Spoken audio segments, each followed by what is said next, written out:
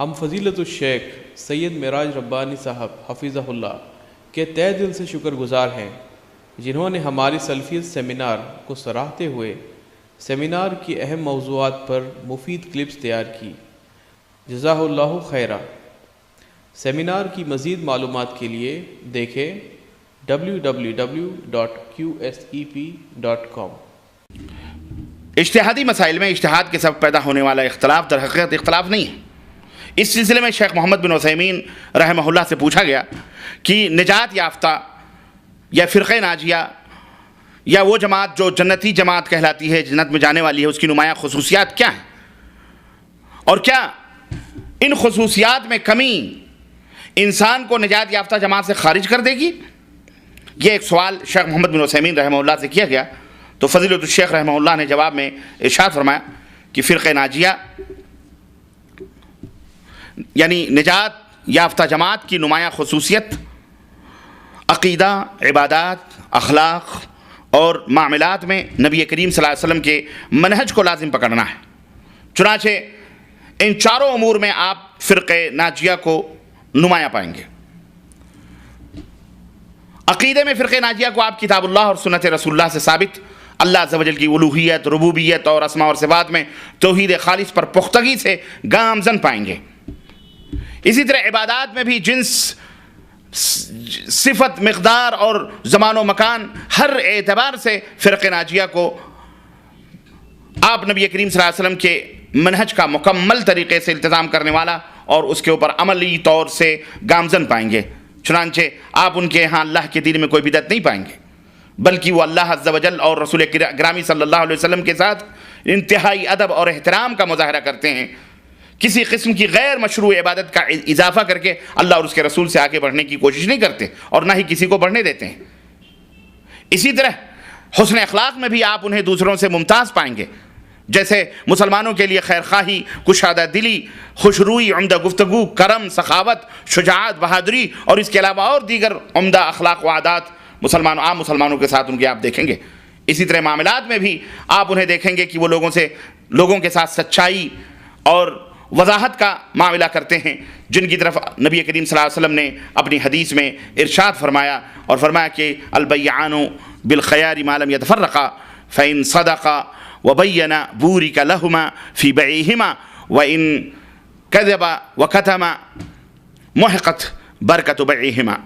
خرید و فروخت کرنے والوں کو اس وقت تک اختیار رہتا ہے جب تک وہ الگ نہ ہو جائیں۔ اگر وہ دونوں سچ بولیں اور معاملہ واضح رکھیں تو ان کے معاملے میں برکت ہوگی، اور اگر وہ دونوں جھوٹ بولیں اور چھپائیں تو ان کے معاملے کی برکت مٹا دی جاتی ہے۔ یہ روایت صحیح بخاری اور صحیح مسلم کے اندر موجود ہے۔ اور معاملات کی ان خصوصیات میں نقص کے سبب انسان فرقہ ناجیہ سے خارج ہرگز نہیں ہوگا۔ البتہ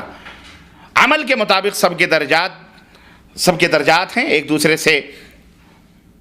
اوپر اور نیچے وہ رہتے ہیں، لیکن توحید کے باب میں اگر نقص موجود ہے، توحید کے باب میں اگر نقص ہے تو بسا اوقات انسان کو فرقہ ناجیہ سے یہ نقص اور یہ کمی فرقہ ناجیہ سے اسے خارج کر سکتی ہے، جیسے اخلاص میں خلل۔ اسی طرح بدعات کے سبب بھی ہو سکتا ہے انسان کچھ ایسی بدعات انجام دے جس کے باعث وہ فرقہ ناجیہ سے خارج ہو جائے۔ رہا اخلاق و معاملات کا مسئلہ، تو اس میں خلل اور کمی کے سبب انسان فرقہ ناجیہ سے خارج نہ ہوگا، البتہ اس کے مرتبے اور اس کے رتبے اور مقام میں ضرور کمی واقع ہو جائے گی۔ اخلاق کا مسئلہ ذرا تفصیل طلب ہے، کیونکہ اخلاق سب سے اہم کردار اور اجتماعیت اور حق پر اتحاد و اتفاق ہے، جس کے بارے میں اللہ عز و جل نے ہمیں وصیت کرتے ہوئے ارشاد فرمایا کہ شرع لکم من الدین ما وصى به نوحا والذی اوحینا الیک وما وصینا به ابراہیم وموسى وعیسى ان اقیموا الدین ولا تتفرقوا فیہ۔ اللہ تعالیٰ نے تمہارے لیے ہی دین مشروع کیا ہے جس کی اس نے نوح علیہ السلام کو وصیت فرمائی تھی، اور جس کی ہم نے آپ کی طرف وصیت کی ہے، اور جس کی ہم نے ابراہیم، موسیٰ اور عیسیٰ علیہ السلام کو وصیت فرمائی ہے کہ دین کو قائم رکھو۔ یعنی اس میں ولا تتفرقوا فیہ، اس میں فرقہ نہ ہو جاؤ۔ سورہ شورى آیت نمبر 13۔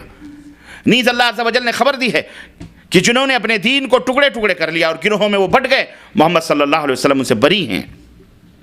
چنانچہ ارشاد باری تعالیٰ ہے، اللہ تبارک و تعالیٰ کا فرمان ہے کہ ان الذین فرقوا دینہم وکانوا شیئا لست منہم فی شیء، کہ بے شک جنہوں نے اپنے دین کے ٹکڑے ٹکڑے کر لیے اور گروہوں میں بٹ گئے، آپ صلی اللہ علیہ وسلم کا ان سے کوئی تعلق نہیں۔ سورہ انعام آیت نمبر 159۔ چنانچہ اجتماعیت اور دلوں کا اتحاد فرقہ ناجیہ اہل سنت والجماعت کی اہم ترین خصوصیات میں سے ہے۔ لہذا جب اجتہادی مسائل کے باعث ان میں کوئی اختلاف پیدا ہوتا ہے تو وہ آپس میں ایک دوسرے کے ساتھ حقد و عداوت اور بغض و عناد سے نہیں پیش آتے، بلکہ عملی طور پر باہم اختلاف ہونے کے باوجود بھی وہ ایک دوسرے کو بھائی بھائی سمجھتے ہیں۔ یہاں تک کہ ایک شخص ایسے امام کے پیچھے بھی نماز پڑھنے کو جائز سمجھتا ہے جس کے بارے میں اس کا خیال ہے کہ وہ بے وضو ہے، جبکہ امام کا خیال ہے کہ وہ باوضو ہے۔ مثلا ایک شخص ایسے امام کے پیچھے نماز پڑھتا ہے جس نے اونٹ کا گوشت کھایا ہے اور اس کا خیال ہے کہ اس سے وضو نہیں ٹوٹتا، جبکہ مقتدی کا خیال یہ ہے کہ اس سے وضو ٹوٹ جاتا ہے، اس کے باوجود اس کا عقیدہ یہ ہے کہ اس امام کے پیچھے اس کی نماز درست ہے۔ جبکہ اگر اس حال میں وہ خود نماز پڑھتا تو اس کا نظریہ یہ ہوتا کہ اس کی نماز درست اور صحیح نہیں ہے۔ یہ ساری باتیں اس لیے ہیں کہ ان کا عقیدہ ایک ہے، ان کا منہج ایک ہے کہ اجتہاد کے سبب جو رونما ہونے والا اختلاف اور در حقیقت اختلاف نہیں ہوتا، بلکہ اختلاف کے دونوں فریقوں نے واجب الاتباع، دلیل جس سے اعراض کرنا جائز نہیں ہے، اس کی پیروی کی ہے۔ اس لیے ان کا خیال ہے کہ اگر ان کے بھائی نے کسی بھی عمل میں دلیل کی اتباع کرتے ہوئے ان کی مخالفت کی ہے تو حقیقت میں ان کی موافقت کی ہے، کیونکہ وہ خود بھی اس بات کی دعوت دیتے ہیں کہ دلیل کی اتباع کی جائے، خواہ وہ جہاں کہیں بھی ہو۔ لہذا اگر اس نے اپنے پاس کسی دلیل کے بنا پر ان سے اختلاف کیا ہے تو حقیقت میں ان کے موافق ہے، کیونکہ وہ کتاب اللہ اور سنت رسول اللہ صلی اللہ علیہ وسلم کو فیصل بنانے کے اس منہج پر چلا ہے جس کی وہ دعوت دیتے ہیں اور رہنمائی کرتے ہیں۔ اور اہل علم کی اکثریت اس قسم کے اختلافات کو بخوبی جانتی ہے جو صحابہ کرام رضوان اللہ علیہم اجمعین کے مابین رونما ہوئے، حتیٰ کہ عہد نبوی صلی اللہ علیہ وسلم میں بھی اس طرح کا کچھ اختلاف دیکھا گیا، لیکن آپ صلی اللہ علیہ وسلم نے ان میں سے کسی کے اوپر نکیر نہ فرمائی اور نہ کسی کو جھڑکا اور نہ کسی کو ڈانٹ ڈپٹ کی۔ چنانچہ نبی کریم صلی اللہ علیہ وسلم جب غزوہ احزاب سے واپس ہوئے اور جبریل علیہ السلام آپ کے پاس تشریف لائے اور آپ کو بنو قریظہ کی طرف نکلنے پر آمادہ کیا جنہوں نے معاہدہ توڑ دیا تھا، تو آپ صلی اللہ علیہ وسلم نے اپنے صحابہ رضوان اللہ علیہم اجمعین کو للکارتے ہوئے یہ بات بیان فرمائی اور للکارتے ہوئے ان سے کہا کہ لا یصلین احد منکم العصر الا فی بنی قریظہ، کہ تم میں سے ہر شخص عصر کی نماز بنو قریظہ ہی پہنچ کر پڑھے۔ صحابہ کرام مدینہ سے بنو قریظہ کے لیے نکلے اور راستے ہی میں صلاۃ عصر کا وقت ہو گیا، چنانچہ بعض لوگوں نے نماز مؤخر کر دی اور بنو قریظہ پہنچ کر وقت نکل جانے کے بعد پڑھی، کیونکہ نبی کریم صلی اللہ علیہ وسلم نے فرمایا تھا کہ تم میں سے ہر شخص عصر کی نماز بنو قریظہ پہنچ کر ہی پڑھے۔ اور کچھ لوگوں نے وہیں رک کر کے وقت کے اوپر نماز ادا کر لی، راستے ہی میں پڑھ لی اور کہا کہ رسول اللہ صلی اللہ علیہ وسلم کا مقصد یہ تھا کہ ہم جلدی نکلیں، نہ یہ کہ ہم نماز کو اس کے وقت سے مؤخر کر دیں۔ اور حقیقت میں یہی لوگ درستگی پر تھے اور یہی لوگ صحیح بھی تھے، لیکن جب یہ دونوں باتیں نبی کریم صلی اللہ علیہ وسلم کی خدمت پیش کی گئیں، اس کے باوجود نبی کریم صلی اللہ علیہ وسلم نے دونوں گروہوں میں سے کسی کو بھی نہ ڈانٹا اور نہ ہی ان سے نماز دہرانے کا آپ صلی اللہ علیہ وسلم نے فیصلہ صادر فرمایا، اور نہ ہی اس نص کے سمجھنے میں اختلاف کے سبب کسی کو کسی سے بغض و عناد اور دشمنی ہی پر آمادہ کیا۔ اس لیے میں بھی چاہتا ہوں کہ سنت رسول اللہ صلی اللہ علیہ وسلم سے نسبت رکھنے والے جتنے بھی ہمارے مسلمان بھائی ہیں، ان تمام مسلمان بھائیوں کو چاہیے کہ ایک امت بن کر رہیں، ان میں گروہ بندی نہ ہو کہ ایک کسی گروہ کی طرف نسبت کرے، دوسرا کسی جماعت کی طرف، تیسرا کسی ٹولی کی طرف اور تیسرا چوتھا کسی پارٹی کی طرف، بیں طور کی آپس میں ایک دوسرے کو زبانی تیر و تفنگ سے زخمی کرتے پھریں، اور ایک ایسے اختلاف کے سبب جس میں اجتہاد جائز ہے باہم بغض و عداوت کی جنگ چھیڑے رکھیں۔ ایک گروہ کا خصوصیت سے نام لینا یہ ضروری نہیں ہے، لیکن عقل مندانہ اشارہ کافی است،